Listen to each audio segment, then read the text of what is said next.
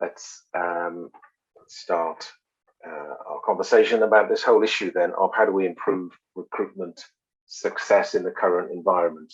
There is this major challenge UK-wide, Europe-wide, worldwide, here, where most employers, public, private, service, manufacturing, every sector seems to be struggling with major problems recruiting candidates. It is hugely widespread.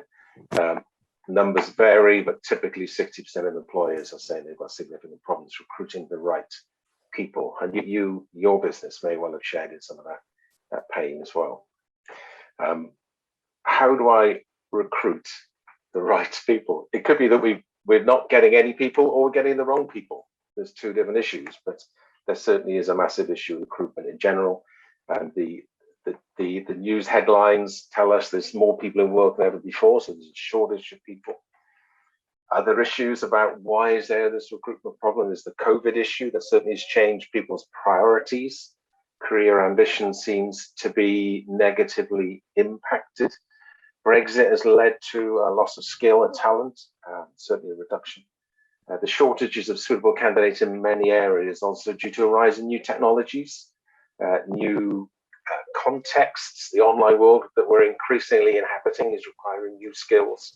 So whether it's van drivers to deliver stuff or whether it's understanding how you set up the marketing of an online business, there's a massive demand for people and there's a limited supply of those skills. At the same time, training in older skills has seen a marked contraction over the last 20 years. There's not as much training either in anything from apprenticeship through to management leadership training. There's less of it than there was 20 years ago. So we seem to be stuck in something of a perfect storm when it comes to recruitment. Add to that the uncertainty about how to actually find candidates as the recruitment world seems to become a more complex, confusing, impersonal maze, the increasing problems of making the right recruitment choices, as it seems that candidates' abilities to succeed in interviews seems to be greater than their ability to succeed in the job. Can I put it that way? Is that a little bit naughty? But there are all sorts of challenges in the world in the area of recruiting people. COVID, Brexit, the new needs, less training, finding and choosing the right people. It's a kind of perfect storm, isn't it, really? And it all means that we're now in a situation where we're in a candidates market. Probably only 5 years ago, it was an employer's market, and employers could almost get away with not the best practice, but they could find candidates. Today, it's a candidates market. And within that, we find that good candidates, particularly good candidates, are increasingly very choosy. The ones that you need to grow in competitive markets or in challenging markets, those people, the good candidates, they are very choosy. So today I find we've been running ahead of the business here for 30 years, and we find now, certainly over the last 3-4 years, good candidates are now asking more about the company than they do about the job or the money or the location. The first thing they're often interested in is, tell me about the company. It's an interesting situation to find ourselves in. It's changed. How then can we plan our recruitment in this context? When the candidates are so choosy, there's not many of them around, it's hard to find them, it's hard to choose them. How can we make some steps towards getting better at doing this? Well, we'll look at this firstly from a strategic perspective, and then we'll look at some tactics. After a brief break in discussion time, we'll look at some tactics to help us successfully recruit or improve our recruitment. So the strategic view, the overarching strategic view, is that we need to be employers who candidates want to work for. That's got to be our overarching strategic aim.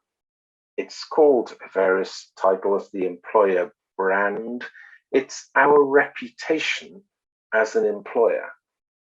What do people think about us? What do people say about us? What do people know about us? Because the good candidates go to the employers who've got a good brand, a good reputation. What's that built on? Well, I guess if we can look at it from three perspectives. Firstly, it's about what you do. What's the business involved in? And some businesses do some brilliant things. Some businesses do some pretty routine, average things, but there can be something underpinning that makes significant impact on their brand, their reputation. The first thing is what you do. The second thing is how you do it. What is your reputation about how you go about running your business, making your product, offering, providing your service, looking after your people? How do you do what you do? And the third thing, is, so why do you do it, and why do you do it that way? You probably read a lot over the last few years about this why question being probably in many ways the most important one. What is our motivation? What's our driver? What leads us to being the sort of people that we are, the sort of business that we are? These are important questions to candidates. What do you do? How do you do it?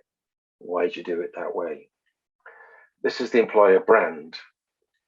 And I wonder if you and your business, the owners of your business, or you, if you are a business owner, have thought that through, maybe in a fresh way. You might have started your business with one particular employee brand or one particular vision in mind. But I'd honestly think, I know that it's really worth revisiting that and understanding how you can improve, polish, make it something that's more interesting to prospective candidates. What's it about? I guess another way of saying that is it's about vision and values. It's about vision and values. You might have heard the story of a brick maker, a company that made bricks that were doing fine making bricks. And when they thought they were just brick makers, it wasn't particularly exciting. They tried to improve on their vision, and they wanted to therefore make the best bricks possible, which is a little bit of an improvement on their brand, their vision. But when they realized that actually they could go further than that, and they genuinely started to change the way they thought about themselves, to be a company that now makes it possible to build beautiful palaces. They're a company that makes it possible to build safe homes. They're a company that now makes it possible to build beautiful hospitals, amazing schools that make life better. They're a brick maker, but they're a dream maker too. It's maybe a little bit of mind juggling that's needed. I had a conversation with a company last year. They sell hampers. They assemble and sell hampers, and they were in the middle of a rebranding. And part of it was this whole employer branding. And they realized that they're not just about putting together a great product, a basket full of nice food. That was okay, but they realized when they thought it through, they're actually about delivering moments of special emotion to their customers. You maybe have been on the receiving end of a lovely hamper, and when it's a beautiful hamper, well put together, well selected, well presented, and it's what you always wanted, that there's an emotional response, and they genuinely changed the way they talk about all they do in their business, the way they set the business up, and it transformed both the whole approach to the work and situation, the commitment of their employees. The quality of the product was delivered to customers, transformed overnight.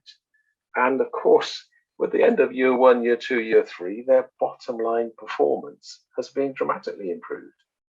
Everybody wins, win, win, win, just by understanding there's another way of seeing what we do, our vision, but also our values, what's important to us in the way in which we run our business. And this is more important than maybe we give a lot of credit to.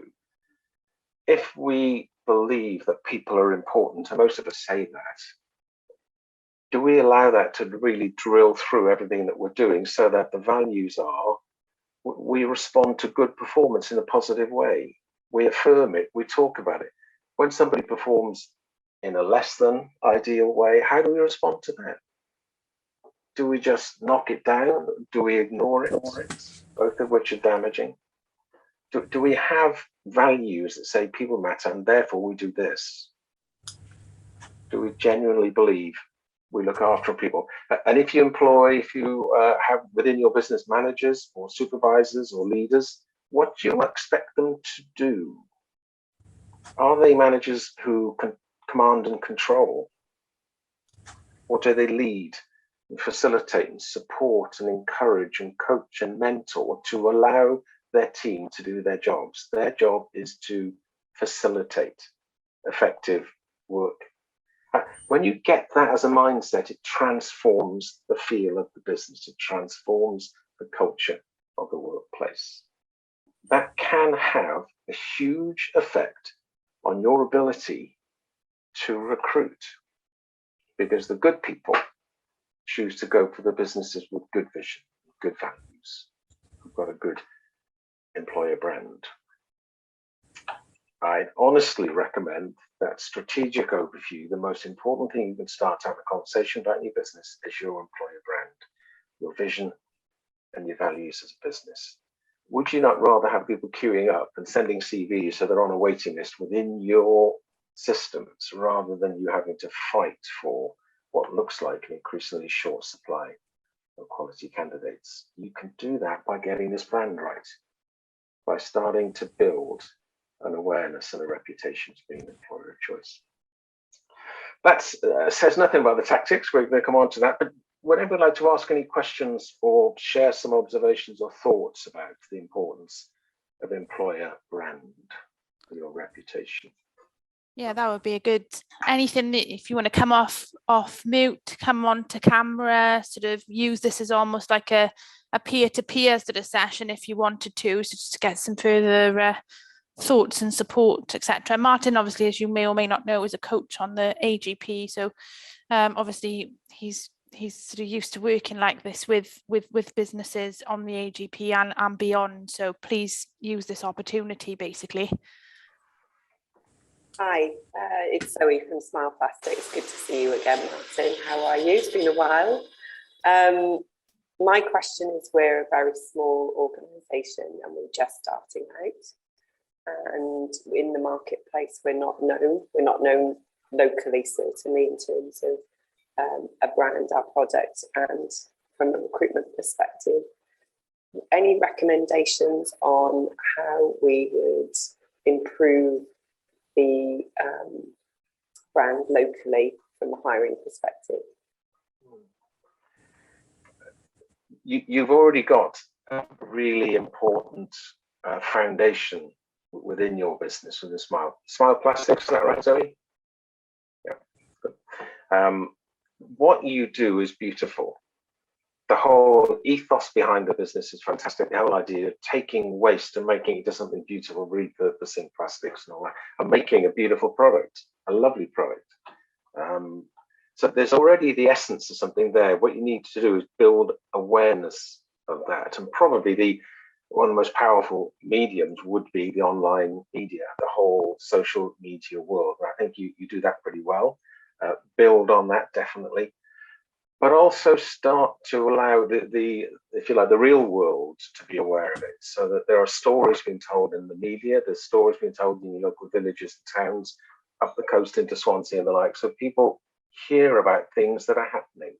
Get the press, get television, get radio, get there's still some print media around. I think there's certainly the online press involved in some of the stories, some of the products that you're doing. Let them see some of the stuff, because it's beautiful. You make a great product. It's a media challenge. Let people know about it. Get the news out there.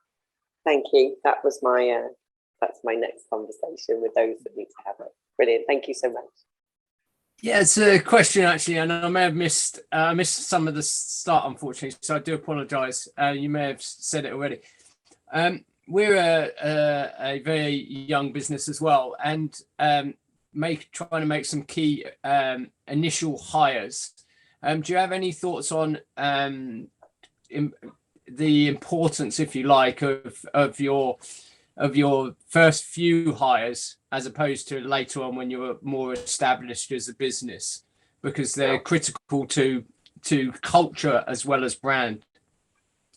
Absolutely, Adam. They absolutely are. And we had this conversation with another client through the AGP 2 years ago. They were about to appoint an FD, and they had somebody in mind, but had some reservations because of the personality of the FD.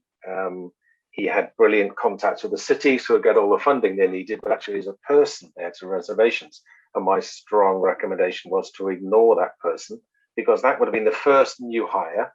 That would have been the first person who was going to have any impact on the culture of the business, what it's like to work there, and therefore a huge impact on future ability to find the right sort of people. So don't just look at technical ability, look hugely at the personality, the culture fit, and as we'll come on to see some things around that, the whole idea of what they do, but how they do it and why they do it that way.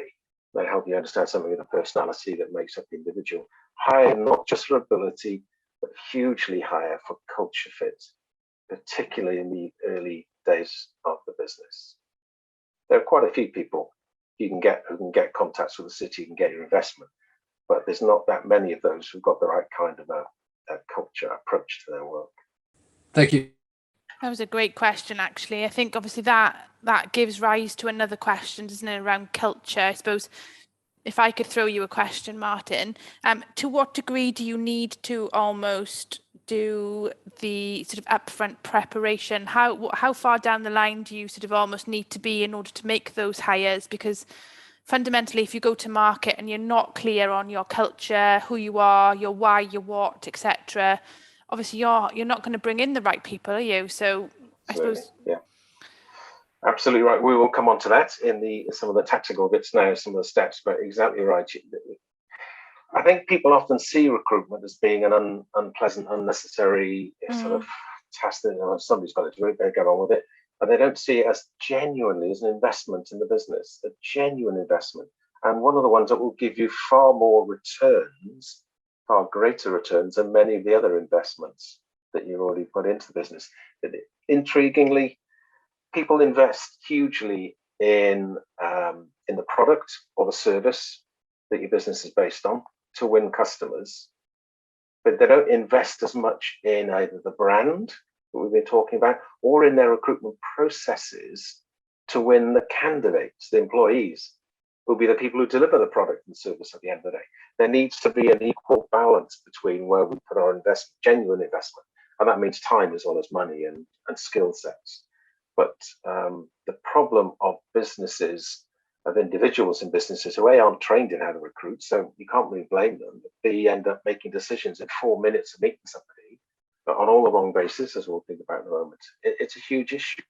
Actually just flipping that slightly and actually getting some sense into that, into the processes that can help, can bring huge returns on investment. So yeah, you certainly got to get the planning right. Good. Any more questions before we move on brand and the strategic piece? Shall we move on? Good. Lovely. Thanks, Martyn. Aware of time as well. Okay. So that was the, if you like, the strategic overview. Let's move into the immediate thing. Okay, what about tactics? What can I actually do to improve my recruitment? We're going to look at it basically in 3 steps. The first one is to be absolutely clear about what we need. And you'd be surprised how many organizations don't start there. They start looking and then start thinking about what they need. Secondly, how do we find and engage with the candidates?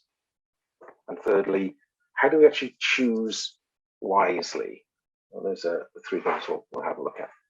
So hopefully it'll cover some of the areas of what he's been asking about, really. First one then is this whole area of crystallizing the requirements. And this comes under, I guess, these areas. Firstly, it's about the business needs. Surprisingly, not everybody starts here. Some people just think, oh, we should have one of those in our business, should we, as a job title, go and recruit one. And they've got no idea really about what they want the person to deliver. What's the role? What does the business need done?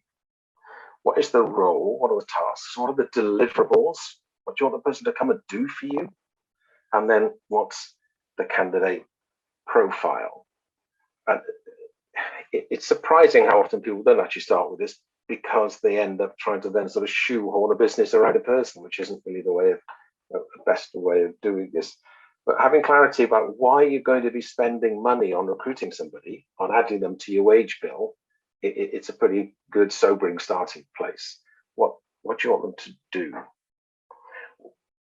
If getting clarity on it is the first thing, also being clear on what the needs are rather than the wants are. What do I mean by that? So often we start our relationship with clients explaining to us what they're looking for. This is the job description and the person profile, and you end up with a list of sort of N bullet points, which is a list of wants. We'd love somebody to come in who can do this and this and this and this and this and this and this and this. Oh, and they must be this and this and this and this and this and this and this. And of course, nobody's got all of that. Nobody can wear all those hats. Nobody's got all that skill set. Nobody's got all that background. And they're always, you know, at least 1, if not 2 degrees, 34 to 40 years of age. They're paid 3 6/5 in old money. You know, the idealization of the candidate profile is too often a problem. In the current market, where there's shortage of skills, we need to understand what the business needs are. What's the essentials? Yes, have a list of desirables, but have a clear list of what the person needs to be able to do, needs to have experience of doing, or ability to do. So be absolutely clear on what the needs are. If you want a list of wants and desirables, fine, you can refer to those further down the process. But start with clarity on what the needs are, the essential needs of the role. That'll mean talking to those people who are probably needing to move slightly sideways, because as your business has probably grown from very small to not quite so small, all of a sudden somebody is losing track of 1 or 2 tasks that need doing, and now you need somebody to take that one on. Well, be clear about what you're taking off other people, what makes a sensible job, formulate it into one role, and then be clear on the needs that a candidate must bring to actually successfully deliver on that. It varies, of course, enormously. The 100 jobs that may be needed in your organization over the next few years, they will all be unique. But be clear on the needs of the business. Separate them from the desires, the wants. Go with the essentials first. As the market changes, as it will, you can start to include more of the desirables into your selection criteria. But the essentials are the ones that should drive the first decision-making processes.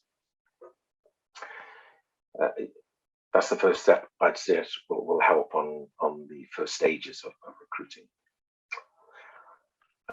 But as well as crystallizing requirements for the business, particularly in the current context, think about the candidate. Think about the job you're looking to fill from a candidate's perspective. Now, this is something that very few businesses do, but it makes a huge difference. So think about what used to be called job design. Are you creating, taking all the bad bits of somebody else's work that nobody really wants to do and making a job out of it? But don't be surprised if you'll have difficulty finding good people to come and do that. Think about how you can make a role attractive. Think about how you can make the job something people genuinely will want to come and do. That's the role as is, but where could that role develop to? What are the prospects for that role? How will that person see there's something positive in it beyond just this job here? Because the sort of people you want to come and work for you probably aren't people who are just going to be happy to sit at the same desk 8 hours a day forever. You probably want somebody who's got a bit more about them, who will want to develop the role, will want to develop themselves. That will require the role itself to be something that's developable. So think about how you design the job from a candidate's perspective. Obviously, think about remuneration. What are you going to offer to pay for this? Think about what the market is currently offering for that. Think about where you're going to position yourself in terms of salary on a quartile basis. There's lots of data out there.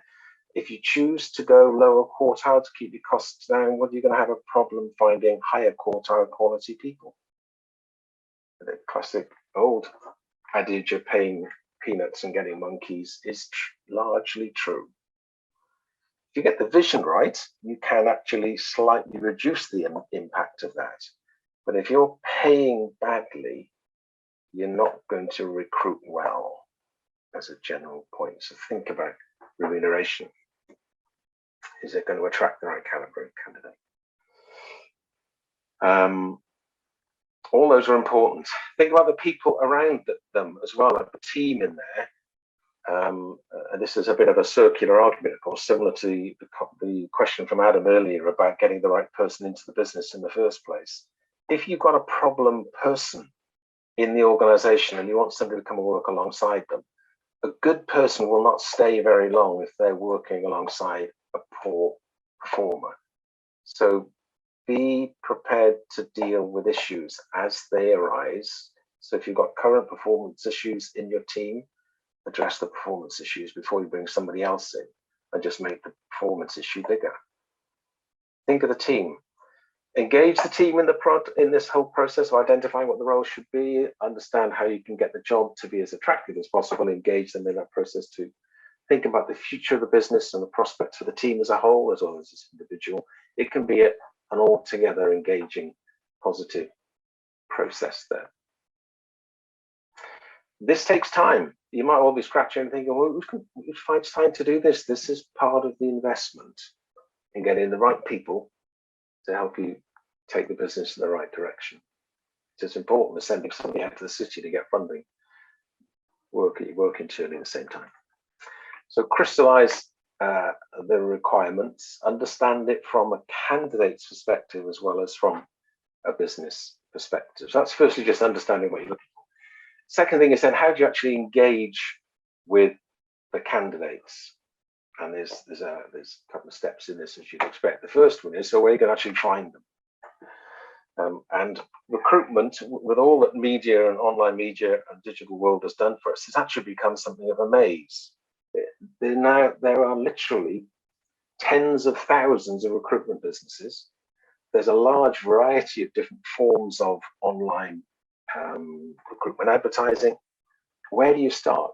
How can you focus to find the right candidates? Well, I think an interesting observation is whenever you're trying to, in a sense, sell anything, you find where the customer is to sell to. And it's similar with candidates. Where are candidates looking for the kind of person, where are candidates looking for jobs of the kind that you're looking to recruit for? And you can do some simple research on that yourself, or you can get some advice from recruiting professionals on where the best places would be. It does vary depending on seniority, depending on locality to some extent, depending on the market that you're in, the sector that you're working in. And it can be a challenge to find the right one. So some people will advertise it and discover that they get no candidates, no responses, no applicants. And then when we have conversation with them, we discover they've advertised it in all the wrong places where candidates aren't looking. So be clear about where the candidates are, where they're looking for jobs. And that's when you have the opportunity to actually engage with them in the first place. And the sort of places would be the likes of LinkedIn, obviously, but understand that LinkedIn is beginning to become a little bit of a diminishing returns service provider.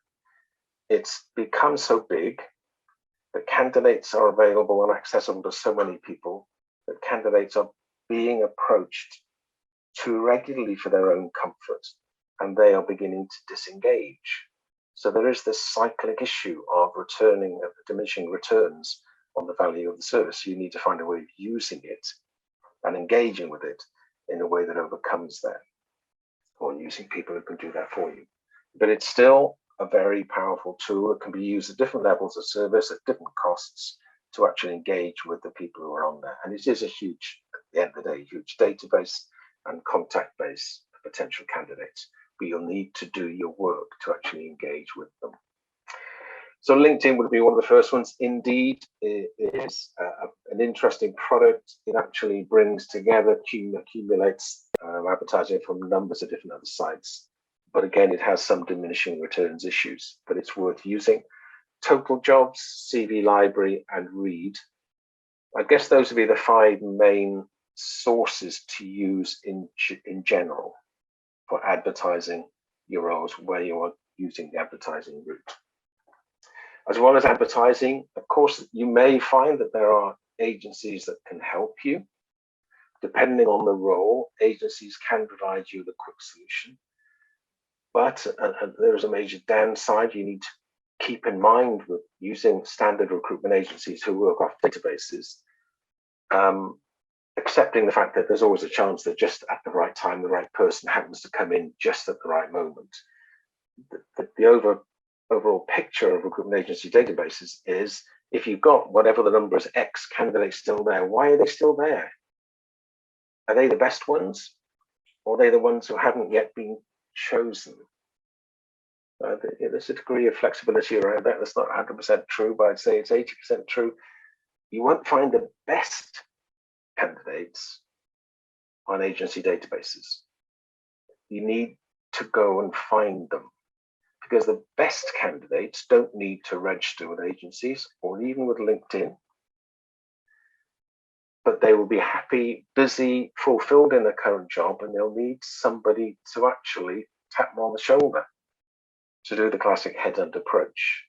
So the higher performing rare candidates are best found by proactively identifying them and approaching them in the right way. So using the headhunt approach. So that's always advertising, there's agencies, but there's the most sort of proactive, targeted approach, which would be to use somebody to actually headhunt for you. You can do that yourselves, or you can actually get somebody to do that for you. Obviously, happy to talk that through separately. So the first thing is finding them. On top of that, of course, worth keeping in mind, you'll have your own networks. You will know of some people. They won't be the best people, but they'll be people. Your current employees will know of people. You will have social media contacts. Use your social media presence. You might know of some individuals in competitors or in suppliers or in customers that might fit certain bills. So think of your own internal and external network contacts as well. And then just finally, just make sure you are looking internally at your own current people. When you have this new role that you know you need to fill, don't miss out on the opportunity that maybe you could give somebody, a current employee, an opportunity to progress in their career. There may be some training needed, some development needed. You may only get 80%, 60% of the job being done as well as you hope straight away. But this could be part of the overall culture change that helps your employees see there's prospects for progress and promotion within the business as well. So that sort of brought us down to the narrow end of it, if you like. So where are they? You can advertise, you can use agencies, you can use headhunters, you can look internally. They're all possibles, but you need to use the best source, the best approach, depending on the need for your business at the time. The next thing, though, isn't just finding them, because that's sort of the first headache. The second, the next issue is how do you actually engage with the best ones? And when it comes to the different systems, different approaches that we talked about, when we talked about using advertising, how do you advertise? Where do you advertise? What do you say in the advertisement? Please don't stick a job description on a recruitment advert. It's the most tedious thing to read. And some people will read it and you'll find some people who apply, but the best ones, trust me, the best ones won't. An advertisement is selling an attractive proposition. It may not even mention the job description, but it will say something about some of the things you talked about earlier on, the vision of the business. What are you about as a business? What's important to you? Where are you heading? What is the vision? What are you trying to do? And how can this role be part of something that's a great story? Don't stick a job advert in that's a job description. Set an advert in that says something about the vision, where this person can be part of something really interesting. So how you advertise it, that's the beginning of the engagement process. How you talk to agencies. If you're talking to agencies, think about what you're asking for from them. There are so many recruitment agencies out there. Choose good ones who understand your vision, who share your vision. Choose those people who are prepared to come and see you, live a little bit of your life to see what you do as a business, how you do it, what you're about, why you do what you do. And if they buy into you, they'll have a better chance of finding candidates who will buy into you as well. So that's part of the engagement process with agencies. Similarly, if you want a headhunter to work with you, they should come and see you and talk to you and get to know who you are. Then they can represent you properly. Then they can engage with the candidates properly. Then they can start the process of introducing them into your business, selecting the right candidates for you. So it's a story. It's casting a vision. It's sharing a story, and it's doing with anybody who works on your behalf in that recruitment process to actually be part of that same storytelling exercise. Engagement is as important as finding them, because there are candidates out there, despite what the media might suggest, but actually they're very choosy, and you need to engage with them. It's a bit like fishing. I don't know if you like fishing or not, but you can't just chuck a fishing line in the sea and rip it straight out and hope there's going to be good fish on the end of it. You've got to do it carefully. Similarly with candidates, you've got to engage with them. You've got to build a relationship with them, and slowly but surely help them to engage with this offer, this opportunity that you've got within the business. So it's a process. So that's finding the candidates, that's engaging with the candidates. The last step that again, I think from experience lets us all down all too often, is how do we actually choose the right candidates? Before we go on to that, did you want to just have a little bit of a discussion around this whole idea of finding and engaging with candidates to come on to the selecting afterwards?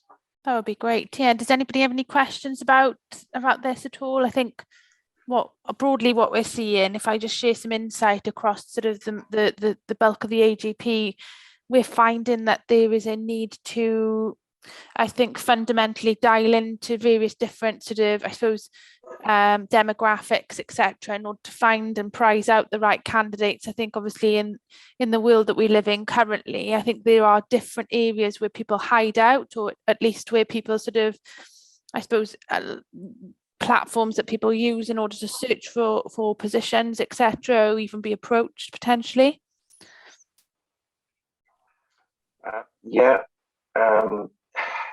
So using just an advert that's in the wrong place isn't going to work. You need to know where they are, where do they exist, what world do they live in.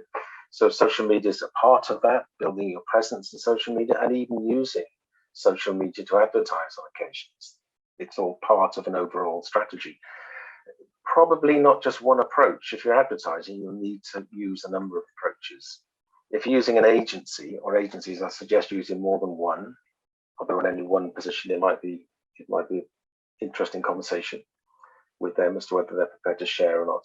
With headhunters, you've got to have a relationship with the headhunter who knows you and knows where you can find the candidates that you need. They will do that on your behalf. So you're right, you've got to know your market.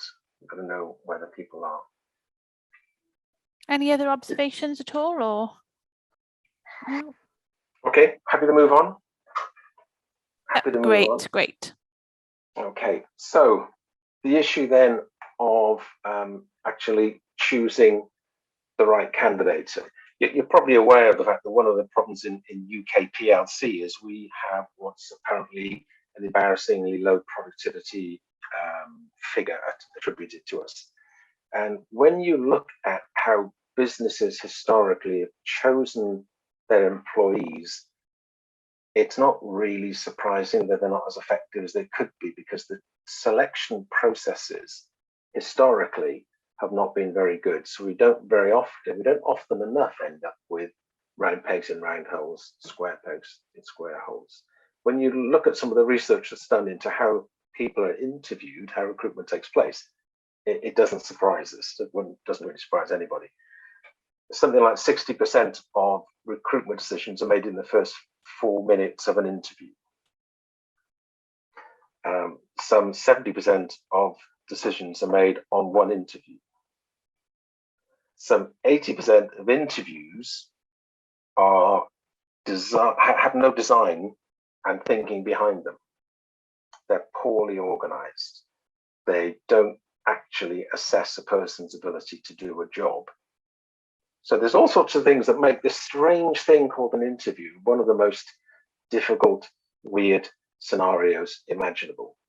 And after a number of conversations with clients a couple of years ago, it became clear that one of the reasons that people have problems with recruiting is the fact that a candidate, any candidate, has effectively 7 faces.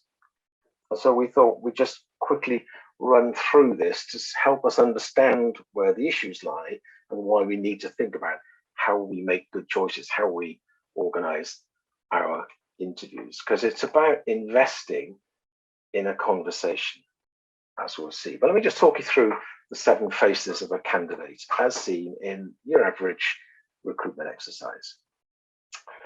Face number 1. Face number 1, start at the beginning. Face number 1 is basically a CV. You see a CV, that's the first thing you see about a candidate, and you think, oh great, I think I know this person. It's surprising some organizations actually offer jobs on the basis of CVs. It's sort of surprising still, probably shouldn't be, but it is. But of course the CV tells you nothing about a real candidate, other than their ability to write a CV, maybe, or which piece of software they use to write a CV. And we're of course told that CVs are various figures quoted, but a high percentage of them are works of fiction rather than in any way accurate. But there's face number 1, and that's the first thing you learn about a candidate. Most people that would normally then bring them in for an interview. First interview, that's face number 2. And you sit them down, and most 60% or so of businesses who do interviews badly haven't thought, planned, trained, or in any way put into place some kind of structure that says their interviews are going to be successful. Most interviews are just performances at interviewing, a bare little resemblance to the actual task that needs to be done by the person you're interviewing for. Apparently, a high percentage of interviewers Google, give me some interview questions, and lo and behold, a high percentage of candidates interview, give me some interview answers. So what does your average interview tell you, apart from a candidate's ability to Google? Doesn't really tell us much about the ability to do a job, unless the job happens to be a Google researcher or something. But it doesn't tell you anything. It's a very limited performance. And generally speaking, a lot of organizations use prefixed questions. And if you come with a bag of prefixed questions, you are begging for a bag of prefixed answers. Ask a question, get an answer. Does that really tell you anything about a person's ability to do a job? Or is it just telling you about a person's ability to turn up and be interviewed? Well, that's phase number 2, and a high proportion of job offers are made after that first interview.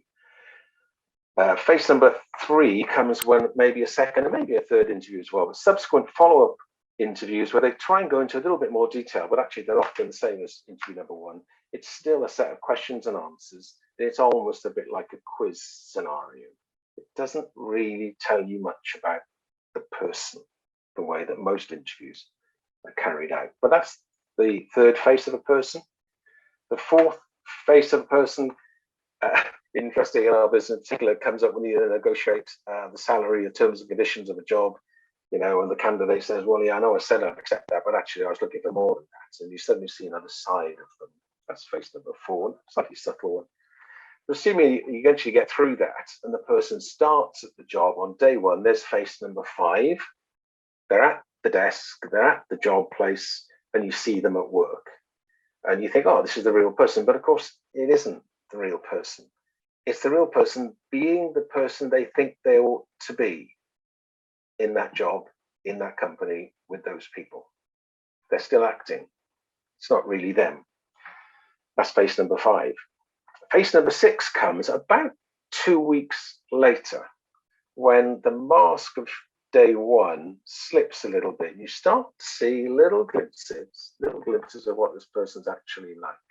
They might just not work as hard as they were. They might shout a bit more than they used to. They may all sorts of changes. But it's certainly you see a different something after classically about 2 weeks. But lo and behold, and this has come out so many conversations, both in the world of recruitment, but also in other worlds as well.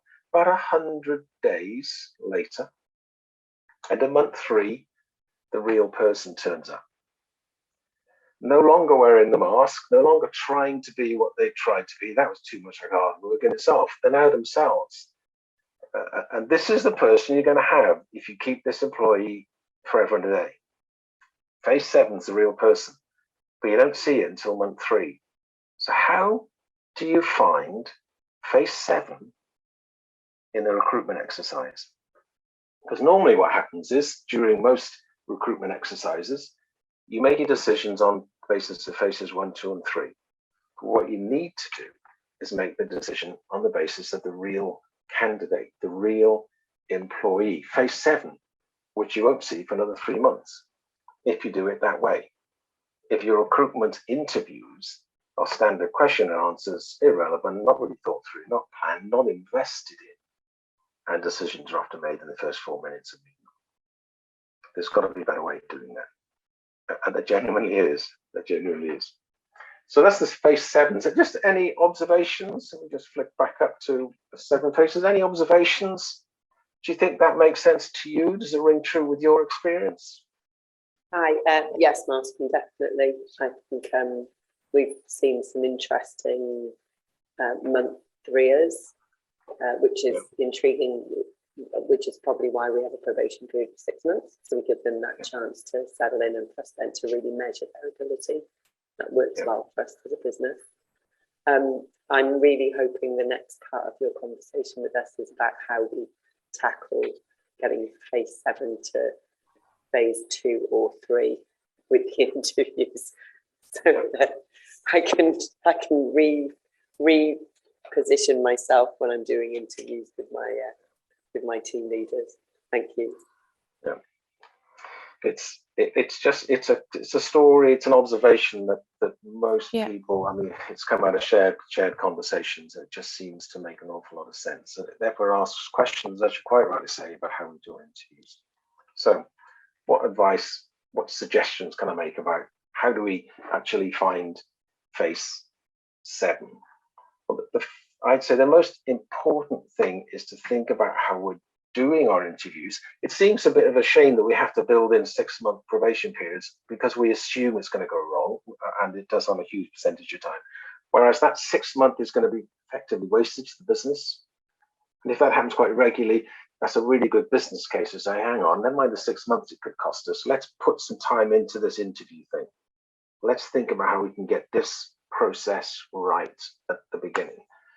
And the most important part of that is for your interviews to become conversations, grown-up humans having conversations, adults having conversations, not questions and answer, trick questions, trying to catch you out, which is what a lot of interviews are, but actually genuinely having a conversation. How do you do that? How do you have that conversation in a way that's as effective as possible? Well, I'd recommend starting a conversation by explaining to the candidate that from what you've seen from their CV, it looks like they've done a similar job before or certain elements of it. So we think you can do the job. The important thing to us, and I think to you, Miss or Mrs. or Mr. Candidate, is this the right job for you? Are we the right people for you? And are you the right person for us and for this job? And by starting that way, you immediately change the dynamic. It's not the candidate thinking, how can I con them into thinking I'm the right person for the job? It's, okay, they're looking at this slightly differently. So all my interviews start with that genuine explanation of the context of the conversation. I really want to know if this is the right job for you. So it's something for you that's in it here, as well as for us, so something in us as well. So firstly, set the scene. Secondly, engage in a conversation in the way that any normal conversation would be engaged in. Start to talk about I start my interviews sort of talking about life, the universe and everything. I need to know who you are as a candidate, because I know who they are as an employer. So I need to know who you are. Let's have a chat. And I start by saying, tell me a bit about your upbringing. What did you like doing? What was your focus? What did you learn from life? What do your parents do? Did that impact on your thoughts about where you're going to go in life? It isn't actually that important, other than it starts to help them relax and to be themselves, because they're talking about themselves. It helps to just take some of the stress out of the situation.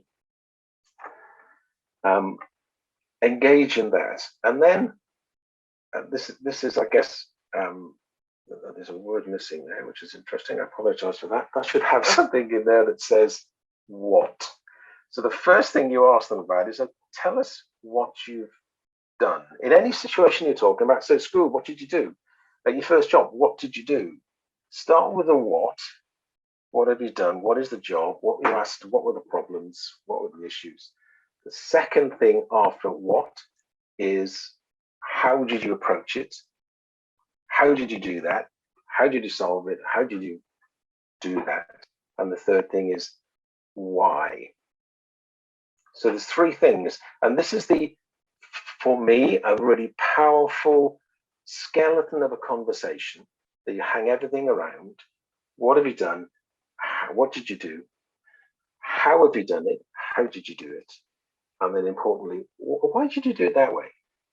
And that forms the flow of the conversation. What did you do there? What did they ask you to do there? What was that job? Okay, how did you approach that? What was the problem there? Tell me about some of the situations when you did that one. Well, what did you do there? What was the problem? How did you approach that? That's interesting. Why did you do it that way? The beauty of this is, A, it's a conversation. B, it gets behind the concern that somebody may be, how can I put it delicately, fabricating their answers in an interview, making up, giving you the answer that they think you're looking for. If they need to explain how it happened, why they did it that way, it genuinely becomes far more a work of fact rather than fiction.